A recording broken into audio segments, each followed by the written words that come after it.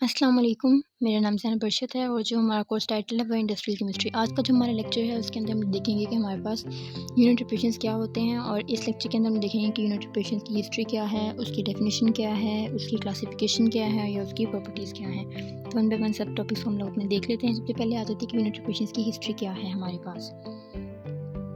Arthur D होन little ने 1960 के अंदर हमारे पास यूनिट ऑपरेशंस का कंसेप्ट दिया था ताकि हम लोग डिफरेंट इंडस्ट्रियल केमिकल प्रोसेस को क्या करें, एक्सप्लेन कर सकें। इस कंसेप्ट को डेवलप किया गया था ताकि डिफरेंट तरह की केमिकल प्रोडक्शंस के दरमियान हम लोग सिमिलैरिटी जो सी है उसको हम लोग एम्फसाइज कर सकें।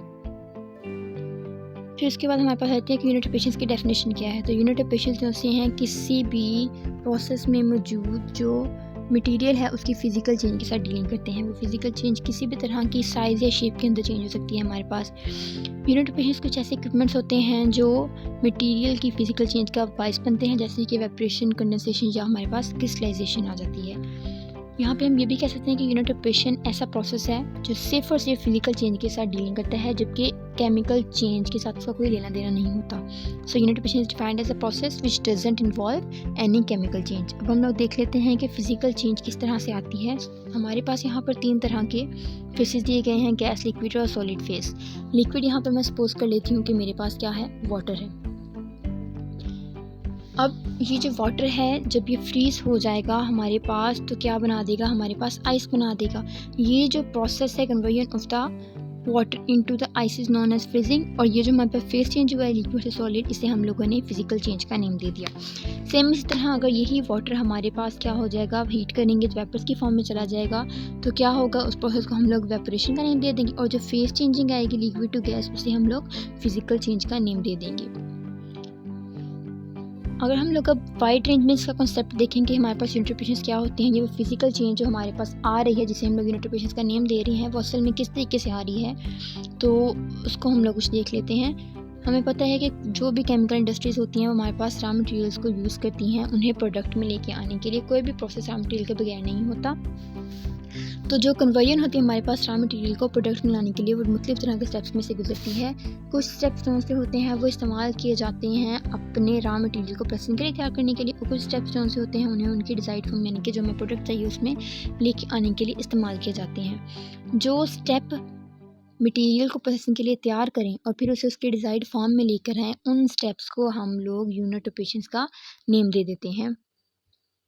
अब हम लोग एक एग्जांपल ले लेते हैं इजीली, ताकि हम लोग को पता लग जाए कि किस तरीके से मटेरियल को तैयार किया, फिर डिज़ाइड फॉर्म में लेकर उसमें फिजिकल चेंज किस तरह से है। ये तो हमारे पास सपोज करें रॉ मटेरियल जो सी है वो गाजर है, और जो प्रोडक्ट उससे हम लोग को चाहिए वो हमारे पास क्या होगा, जूस होगा। तो यहाँ पर हम लोगों ने बनाना है बेसिकली गाजर का जूस। ठीक हो गया, तो बहुत सिंपल है, गाजर का जूस ही तो बनाना है। तो यहाँ पर क्या होगा कि रॉ मटेरियल हमारे पास जो गाजर है उसको प्रोसेस के लिए रेडी करना क्या होगा कि हम लोग गाजर जो सी है उसको पहले धो लें, फिर उसको पील ऑफ कर लें, मीन उनके छिलके उतार लें। ये हमारा फर्स्ट स्टेप हो जाएगा कि हम लोगों ने उसको प्रोसेसिंग के लिए तैयार कर लिया है। नेक्स्ट क्या है, फिजिकल ट्रीटमेंट प्रोसेस में क्या होगा उसको प्रोडक्ट में चेंज करने के लिए, वो ये कि हम लोग जूसर ग्राइंडर वगैरह लेंगे, उसमें अपने तमाम इंग्रीडिएंट सेट करेंगे और देन उसकी क्रशिंग होगी, मिक्सिंग होगी। वो जो crushing, mixing and all that सारा कुछ हो रहा है वो उसमें फिजिकल ट्रीटमेंट प्रोसेस हो रहे हैं, जिसकी वजह से एज अ रिजल्ट हमें हमारा क्या मिलेगा, प्रोडक्ट मिलेगा जो कि हमारे पास क्या है, जूस होगा।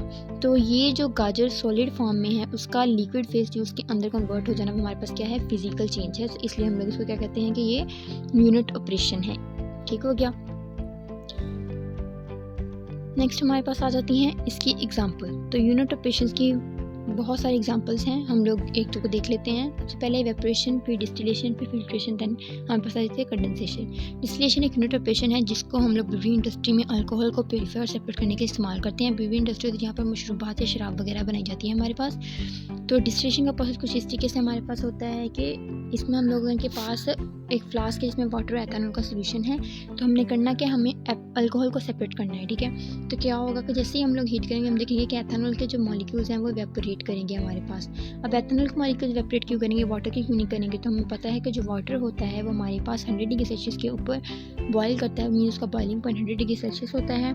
As you know also that के वाटर के पास हाई या स्ट्रॉन्ग इंटरमॉलिक्यूलर फोर्सेस होती हैं। ठीक है, तो वो 100 डिग्री सेल्सियस के ऊपर बॉयल करता है as compare to water. Ethanol का जो बॉइलिंग पॉइंट है वो लो होता है, कम होता है, मीन 78 डिग्री सेल्सियस पे एथेनॉल इवेपोरेट करता है क्योंकि इसके अंदर वीक इंटरमॉलिक्यूलर फोर्सेस होती हैं। तो एथेनॉल इवेपोरेट करेगा और तमाम इसी तरह एथेनॉल इवेपोरेट करेगा और फिर हमारे पास ये कंडेंसर में से गुजरेगा तमाम। यहाँ से हमारे पास क्या होगा, एथेनॉल जो सा होगा वो कंडेंस हो जाएगा, वाटर लिक्विड फॉर्म में आएगा और हम लोगों के पास यहाँ पर आकर बीकर में कलेक्ट हो जाएगा। इस तरह तमाम हमारे पास एथेनॉल क्या होगा, हमारे पास बीकर में कलेक्ट हो जाएगा और वो वाटर से सेपरेट हो जाएगा हमारे पास।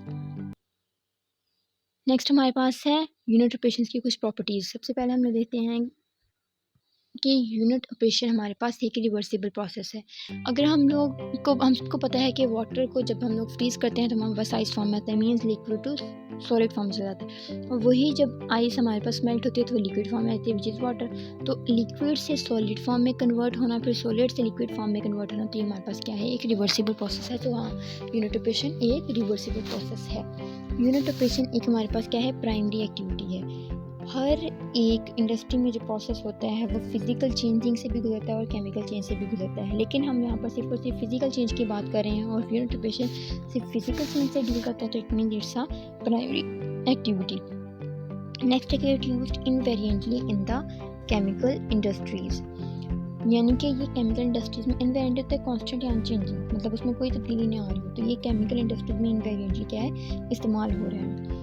कोई भी यूनिट ऑपरेशन होगा जहाँ पर भी इंडस्ट्रीज में यूज़ हो रहा है उसके पीछे कॉन्सेप्ट या जो प्रिंसिपल है वो सेम होता है, but may be differ in method of application, लेकिन एप्लीकेशन के मेथड में डिफरेंस होता है। एक ये प्रॉपर्टी कैसे, अब मेकअप की अगर मैं आप लोगों को एग्जांपल दूँ तो हमें पता है कि जो मेकअप है पूरी दुनिया में लगाई जाने वाली चीज़ है और हर बंदा लगाता है इसे, ठीक हो गया, लेकिन सबको पता है कि मेकअप को यूज़ करने के और इसके स्टेप पे, इसका प्रिंसिपल जो कंसेप्ट पीछे है वो तमाम एक ही है, मतलब किस स्टेप में किस तरीके से मेकअप लगा, हाँ, लेकिन हर बंदे का उसे लगाने का तरीका डिफरेंट है, मतलब हर एक उसे डिफरेंट वे में लगा रहा है। कोई पहले मतलब ब्लश कर रहा है तो लिपस्टिक बाद में लगा रहा है, कोई पहले लिपस्टिक लगा रहा है तो बाद में ब्लशन लगा रहा है, मतलब हर एक का जो मेथड अप्लाई करने का है वो डिफरेंट होगा, ठीक हो गया। Unit operation is a separation process.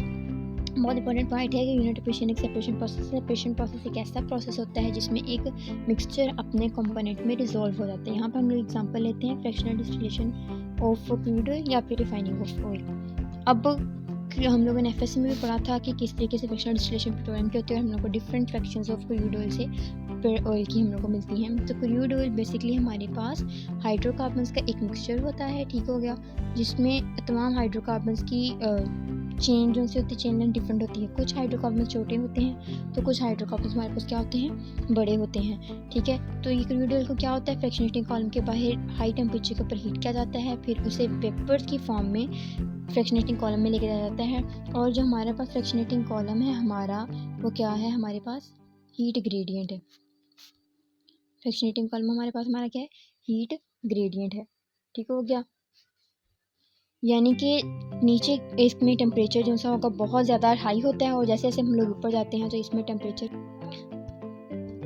और जैसे जैसे हम लोग फ्रैक्शनेटिंग कॉलम में ऊपर जाते हैं तो टेम्परेचर जो सा होता है वो कूल होना शुरू हो जाता है। तो इवन नीचे टेम्परेचर बहुत ज़्यादा है लेकिन फिर भी जो हायर हाइड्रोकार्बन यहाँ पे मौजूद होंगे वो क्या करेंगे, कंडेंस कर जाएंगे और इसी नीचे बॉटम के अंदर हमारे पास क्या होंगे, सेटल डाउन हो जाएंगे। जो बाकी हमारे पास स्मॉलर हाइड्रोकार्बन बचेंगे वो क्या करेंगे, जैसे जैसे ऊपर जाएंगे वो कूल करेंगे, कंडेंस होंगे, लिक्विड की फॉर्म में आएंगे और यहाँ पर ट्रेस के अंदर क्या होंगे, आकर जमा होना शुरू हो जाएंगे और एक एक फ्रैक्शन बनाएंगे। और फ्रैक्शन कैसे बनती है कि जिस तमाम तरह के सेम मॉलिक्यूल है जिनका बॉइलिंग पॉइंट सेम है वो एक ट्रे में कलेक्ट होंगे और एक फ्रैक्शन बनाएंगे। तो फ्रैक्शन हमारे पास क्या होंगी, the mixture of a molecules with same boiling point, ठीक हो गया।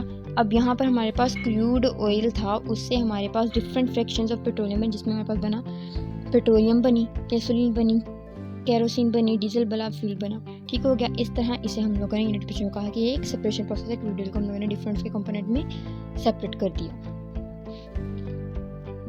इसके बाद हमारे पास आ जाती हैं यूनिट ऑपरेशन की क्लासिफिकेशन। तो यूनिट ऑपरेशंस की जो क्लासिफिकेशन है वो ऐसे है कुछ के, heat transfer operation, mass transfer operation, separation process, fluid flow operation, mechanical operation. One by one सबको देख लेते हैं हम लोग। अब हीट ट्रांसफ़र ऑपरेशन के नाम से हमें शो हो रहा है कि यहाँ पर हीट ट्रांसफ़र होनी है। It's a principle that deals with the transfer of heat from one place to another, means इसमें हीट ट्रांसफर एक प्लेस से दूसरी जगह पे। फॉर एग्जांपल इवेपोरेशन, डिस्टिलेशन और कंडेंसेशन। अगर हम लोग इवेपोरेशन की बात करें तो सपोज़ करें हमारे पास यहाँ पर वाटर है और यहाँ पे मेरे पास सन है, तो सूरज क्या करेगा जब हीट जो सा होगा हमारे पास। अब जब भी हमारे पास सूरज जो सा होगा ना, इसकी ये जो सा पानी के ऊपर आकर पड़ेंगे तो हमारे पास क्या होगा, पानी जो सा होगा वो इवेपोरेट कर जाएगा। तो ये जो सूरज से हमारे पास हीट ट्रांसफ़र हुई ना पानी तक, ये हमारे पास क्या हो गया, हीट ट्रांसफ़र ऑपरेशन हो गया। उसके बाद हमारे पास आ जाती है मैस ट्रांसफ़र ऑपरेशन। नाम से ज़ाहिर हो रहा है कि यहाँ पे मैस ट्रांसफ़र होगा। तो ऐसा ऑपरेशन जिसमें मिक्सचर के अंदर कंपोनेंट की कंसंट्रेशन डिफरेंस के रिजल्ट में मैस हमारे पास ट्रांसफ़र हो, उसे हम लोग मैस ट्रांसफ़र ऑपरेशन कहते हैं। मिसाल के तौर पे इवेपोरेशन, फिल्ट्रेशन या अब्जॉर्प्शन। सपोज़ किए यहाँ पर हमारे पास पानी है और यहाँ पर हमारे पास इंक है। अभी इंक का जो ड्रॉप होगा हम लोग पानी के ऊपर फेंक देंगे, ठीक हो गया, ये इंक के ड्रॉप्स हैं। जब हम लोगों ने इंक के ड्रॉप्स को पानी के अंदर स्टीम नहीं किया, यानी कि उसको कम्प्लीटली उसके अंदर हल नहीं किया, तो हम लोग क्या देखेंगे, कुछ देर के बाद ये जो इंक के ड्रॉप्स हैं ना, ये हमारे पास सरफेस के ऊपर फैलना शुरू हो जाएंगे। इंक का ड्रॉप सरफेस पे फैलना शुरू हो जाएंगे। तो इतने से मैस से ड्रॉप के मतलब मैस से इतने ज़्यादा सरफेस के ऊपर फैल जाना, ये क्या हुआ, हमारे पास मैस का ट्रांसफ़र हो गया। तो इसे हम लोगों ने मैस ट्रांसफ़र ऑपरेशन का नेम दे दिया। उसके बाद हमारे पास आ जाती है सेपरेशन प्रोसेस। सेपरेशन प्रोसेस क्या है कि मिक्सचर अपने कंपोनेंट में रिजोल्व होगा। जैसे मैंने सेम एग्जांपल आगे आप लोगों को दी, डिस्टिलेशन की, एथेनॉल और वाटर को हम लोगों ने सेपरेट किया। उसके बाद हमारे पास आती है फ्लूइड फ्लो ऑपरेशन। ऐसा ऑपरेशन जिसमें हमारे पास फ्लूइड का फ्लो होगा या फिर उसकी ट्रांसफॉर्मेशन होगी। वो फ्लूइड हमारे पास कोई ना कोई लिक्विड होगा या फिर गैस होगी, ठीक है। फॉर एग्जाम्पल फिल्ट्रेशन, सॉलिड फ्लूइडाइजेशन या मिक्सिंग। फिल्ट्रेशन एक ऐसा प्रोसेस होता है जिसके अंदर हमारे पास क्या होता है, लिक्विड या गैस में से सॉलिड के पार्टिकल्स को सेपरेट करते हैं उसे फिल्टर मीडियम में से गुजार के। और सॉलिड फ्लूइडाइजेशन भी सेम ऐसा ही होता है कि सॉलिड के पार्टिकल्स की सेपरेशन होती है एज अ लिक्विड के दूध के ऊपर, ठीक हो गया। ऐसे प्रोसेस को हम लोग नाम देते हैं फ्लूइड फ्लो ऑपरेशन का। उसके बाद हमारे पास आ जाता है मैकेनिकल ऑपरेशन। कैसा ऑपरेशन, मैकेनिकल ऑपरेशन। तो मैकेनिकल ऑपरेशन क्या होता है कि जिसमें मटेरियल उनकी फिजिकल चेंज इन्वॉल्व होती है। वो फिजिकल चेंज शेप में भी हो सकती है और साइज में हो सकती है। For example crushing, grinding, centrifugation या सेडिमेंटेशन। यहाँ पर एग्जांपल लेते हैं कि हमारे पास एक ना शुगर केन है। क्या है, शुगर केन है, जिसे हम लोग गन्ना कहते हैं, ठीक है। अब ये जो गन्ना है इसे हम लोगों ने डिजाइड फॉर्म में अपने क्या बनानी है, हम लोग को शुगर चाहिए। क्या चाहिए, हम लोग को शुगर चाहिए अपनी, ठीक हो गया। तो इसके लिए हम लोग क्या करेंगे, मैकेनिकल ऑपरेशन। अब देखिए इधर से पहले तो अंदाज़ा लगाएं कि इतना बड़ा गन्ना होता है हमारे पास और उससे हम लोग के पास छोटे छोटे पार्टिकल शुगर के बनते हैं। तो कैसे होगा प्रोसेस कि पहले जो गन्ना होता है, शुगर केन होता है, इसको रोटेटिंग मिल्स में से गुजारा जाता है। ये रोटेटिंग मिल होंगी कुछ, उसमें से रोटेटिंग मिल में से गुजार के क्रशिंग की जाती है। उसकी क्रशिंग के बाद उसकी सेंट्रीफ्यूगेशन होती है और देन हमारे पास क्या बनती है, शुगर बन जाती है। क्या बनती है, शुगर। क्या प्रोसेस हुआ, शुगर केन लिया, उसकी रोटेटिंग मिल्स में से गुजारा, तो उसकी क्रशिंग हुई, क्रशिंग के बाद उसकी सेंट्रीफ्यूगेशन की, सेंट्रीफ्यूगेशन के बाद हमें क्या मिला, शुगर मिल गई। तो it is the physically changing a material process which is known as a mechanical operation.